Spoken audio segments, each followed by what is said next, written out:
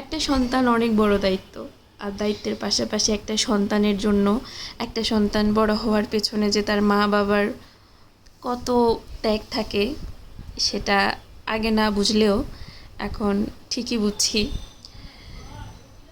হয়তোবা আমি আমার মা বাবার জন্য এখনও কিছু করতে পারি নাই, এটা আমার ব্যর্থতাই বলবো। কিন্তু এখন যখন আমি আমার মেয়ের জন্য করি তখন বুঝতে পারি যে আমার মা বাবা আমার জন্য কতখানি কষ্ট করেছিল। তো যখন আমার মার সাথে আমি রাগ করতাম, অভিমান করতাম, তখন আমার মা বলতো, যখন তোর একটা সন্তান হবে তখন ঠিকই বুঝবি যে মা কী ছিল, বাবা কী ছিল।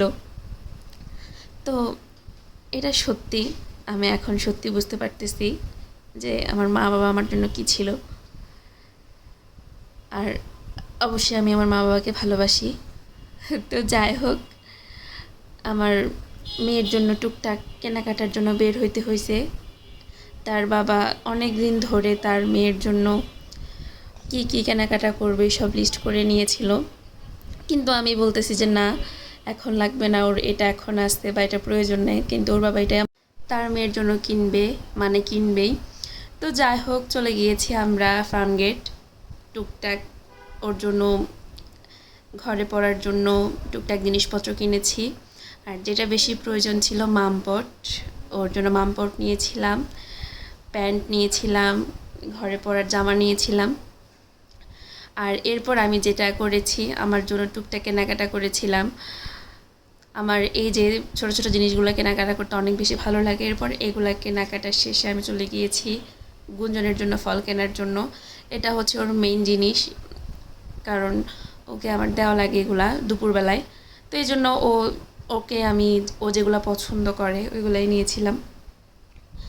আর ও দেখলাম যে আঙ্গুরটা অনেক বেশি পছন্দ করেছে আর এটা বেশি খেতে চাই, তো এই জন্য এটা নেওয়া। আর ভাইরে ভাই, ফলের যে দাম, দাম শুনে আমি তো অবাক। কারণ আগে মানুষ কোথাও গেলে ফল নিয়ে যেত, আর এখন মানুষ মিষ্টি নিয়ে যায়, ফল রেখে যায়। তো যাই হোক, আমাদের ফল কেনাকাটা শেষে চলে গিয়েছি সবজি দোকানে সবজি কেনার জন্য। আমার তো সবজি কিনতে এখন অনেক বেশি ভালো লাগে। আর এখন টুকটাক আমার বাজার করা হয়, আগে যেটা আমি একদমই পারতাম না। তো এখন হচ্ছে আমি দামাদামি করি, আর গুঞ্জনের বাবা পাশে দাঁড়াই থাকে। ও একদমই দামাদামি করতে পারে না। এখন দামাদামিটা বলতে গেলে আমিই করি। লস হইলে তো লস, আর লাভ হইলে লাভ, কিছু করার নাই। তো আমাদের কেনাকাটা শেষে এখন আমরা বেলপুরি খাবো। আর আমি যখন ফুচকা বা বেলপুরি খেতে যাই তখন এই ফুচকাওয়ালা মামাদের বেচা কেনা দেখে আমার এত বেশি ভালো লাগে, তখন ইচ্ছা হয় যে আমিও একটা স্টল দেব ফুচকা দোকানের বা চা দোকানের। এটা হচ্ছে আমার সাময়িক চিন্তাভাবনা। যখন যেটাতে যাই তখন মনে হচ্ছে না এটা দিলে ভালো হবে বা এটা করলে ভালো হবে, কিছুটা টাকা রোজগার করতে পারবো। তো এগুলা আমার চিন্তাভাবনা। তো এরপর আমরা যখন কোনো কিছু খাই তখন গুঞ্জনকে কোলে নিয়ে দুজন একসাথে খাওয়া সম্ভব না, তো একজন মেয়েকে রাখে আরেকজন খাই। এরপর আমাদের খাওয়া শেষে আমরা এখন বাসায় যাব। আর বাসায় যাওয়ার পথে বুট বাদামের দেখা পাইছি, আর এখান থেকে কিছু বুট নিয়ে নিলাম। আর আমার এত বেশি খুশি লাগতেছিল, তার কারণ হচ্ছে মেয়ের জন্য শপিং করছি, শপিংটা জুড়েই ছিল মেয়ে। কিন্তু আমার গুঞ্জনের বাবার খুশিটাই ছিল অন্যরকম। আর আমরা মেয়ের জন্য কিনতে পেরে আমাদের এত বেশি ভালো লেগেছিল, যেটা বলে আসলে বোঝানো যাবে না। এরপর আমরা চলে গিয়েছিলাম কেয়ার বক্স। কেয়ার বক্সে গিয়ে গুঞ্জনের প্রয়োজনীয় জিনিসগুলো নিচ্ছিলাম।